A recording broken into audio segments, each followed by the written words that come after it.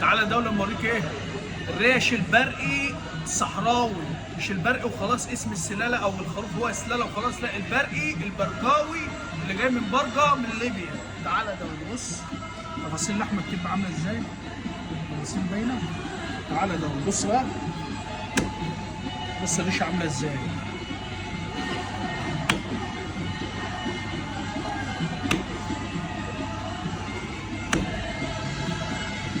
التفاصيل والمواصفات، مواصفات الريش البرقاوي عامله زي مواصفات الصقر الشاهين، بيبقى له مواصفات خاصه كده، عدد الريش، الطول بالسنتيمترات بالظبطه. هو برضو الريش البرقاوي بتبقى نفس النظام. بص يا دولة، بص عايزك تبص على التفاصيل.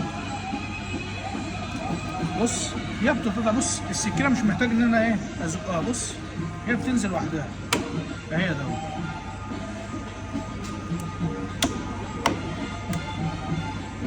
خش على الريش البرقاوي كده، حط التفاصيل، وحد الله وصلي على النبي في قلبك، واستنى الجديد عشان الجديد شديد وتقيل. خش